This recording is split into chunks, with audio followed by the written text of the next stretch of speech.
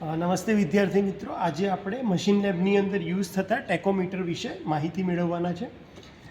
ટેકોમીટર એ કોઈપણ મશીનની speed major કરવા માટે યુઝ થાય છે.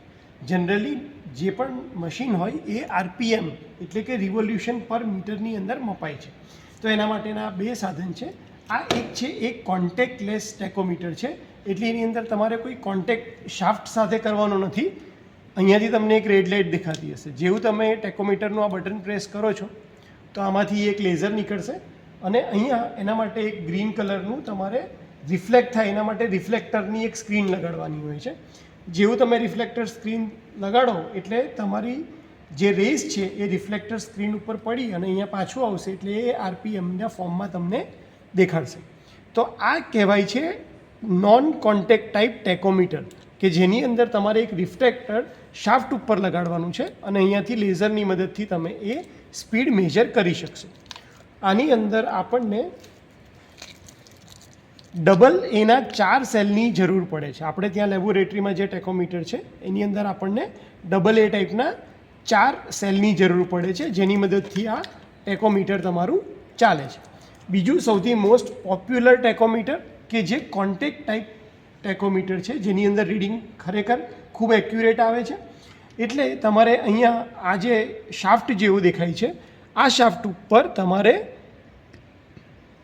મેજર કરવા માટે આ રીતે એનું ટોપિંગ આવે છે. એ ઉપર લગાડી અને શાફ્ટ સાથે અહીંયા શાફ્ટના સેન્ટરમાં તમે આને લગાડી અને અહીંયાથી ચાલુ કરો તો તમને મીટર દેખાડશે. હવે આપણે મેજર કરીને દેખાડીએ.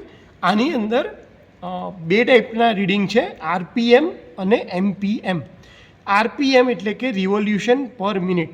જ્યારે મારે મશીનની સ્પીડ આરપીએમમાં માપવી હોય ત્યારે આ જે બટન છે એને હું આ બાજુ આરપીએમ સાઈડ લઈ જઈશ. તો મારે શું કરવાનું રહેશે કે આ શાફ્ટ મશીનના શાફ્ટના સેન્ટરમાં રાખી અને હું મેજર કરું તો મને જે રીડિંગ મળશે એ આરપીએમમાં મળશે. આ છે એમપીએમ એટલે કે મીટર્સ પર મિનિટ. 1 મિનિટમાં કેટલા મીટર ડિસ્ટન્સ આ શાફ્ટે રોટેટ કરીને કાપ્યું. જનરલી મિલ્સની અંદર તમારું કપડું કેટલા મીટર આવ્યું છે, કન્વેયર બેલ્ટ કેટલા મીટરનો છે, એ તમારે મેજર કરવું હોય તો એ વખતે આપણું આ જે રાઉન્ડ કલરનું ટોપિંગ્સ છે એ આપણે આની ઉપર લગાડવાનું હોય છે આ રીતે. અને આ ટેકોમીટરને આપણે શાફ્ટની કોર્નર ઉપર આની સાથે આ રીતે લગાડી દેવાનું હોય છે. અને એમપીએમ મેજર કરવા માટે આ પુશ બટન આપણે એમપીએમ સાઈડ લઈ અને આ રીતે રાખશું તો આ રોટેટ થઈ અને આપણે કેટલા મીટર પર મિનિટ રોટેટ થઈ રહ્યો છે એ આપને ખ્યાલ આવે. તો પહેલાં એક એક કરીને આપણે બંને જોઈએ. આ શાફ્ટની અંદર પણ રીડિંગ લેતી વખતે તમારે અહીંયા બાજુમાં બટન આપ્યું હોય છે, એ પ્રેસ કરશો ત્યારે જ તમને રીડિંગ દેખાડશે. આ લિનિયર માટે લખેલું આપ્યું છે કારણ કે આપણે અત્યારે એમપીએમ સાઈડ છે. તમે આરપીએમ સાઈડ પર કરશો તો આપણને રોટરી લખીને અહીંયા આવશે.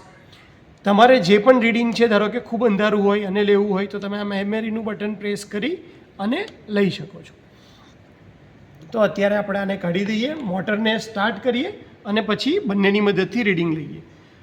કોન્ટેક્ટ ટાઈપના આપણું જે ટેકોમીટર છે એની અંદર પણ તમને 4 ડબલ એ ટાઈપના 1.5 વોલ્ટના જે સેલ આવે છે એની જરૂર પડશે.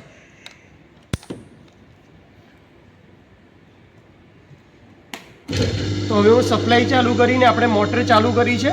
સૌથી પહેલાં આપણે મોટરની સ્પીડ આરપીએમમાં મેજર કરશું, એટલે હું આને આરપીએમ સાઈડ રાખીશ. અહીંયા જે આ ટોપિંગ્સ છે આપણે લગાડી દઈશું એની ઉપર અને હવે અહીંયાથી બટન પ્રેસ કરી શાફ્ટના સેન્ટરમાં આ બટનને લઈ. તો અત્યારે આપણને આ સ્પીડ દેખાડશે 1494 આરપીએમ, એટલે કે આ single phase induction motor 1494 RPM ઉપર ફરી રહી છે. સેમ વે મારે જો આના મીટર્સ પર મિનિટ શોધવું હોય તો હું એમપીએમ પર રાખીશ અને આ ટોપિંગની જગ્યાએ આ જે રાઉન્ડવાળું ટોપિંગ્સ છે એ લગાડીશ અને ફરીથી બટન પ્રેસ કરી અને એને શાફ્ટ ઉપર આવી રીતે લગાડીશ, જેથી આ મને રીડિંગ મળશે કે ભાઈ આ 71 મીટર 1 મિનિટની અંદર 71 મીટરનું ડિસ્ટન્સ કપાશે. એટલે કે આના ઉપર જો મેં કાપડનો રોલ વીંટાળ્યો હોય અને હું એની સાથે આ શાફ્ટ ઉપર આ લગાડી દઉં તો તો મને ખબર પડી જાય કે 1 મિનિટમાં મારું અત્યારે 70 મીટર કાપડ ફરીને બહાર નીકળી રહ્યું છે.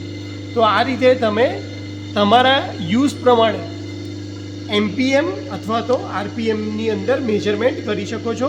મશીન લેબમાં આપણે આ બંને ટેકોમીટરનો યુઝ સ્પીડ મેજર કરવા માટે યુઝ કરવાના છે, એટલે કે આરપીએમ યુઝ કરવા માટે જ કરવાના છીએ. આ ટાઈપના અલગ અલગ બીજા શાફ્ટ ખૂબ જ મોટો હોય તો આ ટોપિંગ્સ છે, અને તમારો શાફ્ટ બહાર ઉપસી આવે એવો હોય તો એક આ ટાઈપનું ટોપિંગ અલગથી આપણને મળે છે. તો હોપ કે તમને ડિજિટલ ટેકોમીટર કઈ રીતે યુઝ કરવું અને કઈ રીતે કામ કરે છે એના વિશે માહિતી મળી ગઈ હશે. Thank you so much.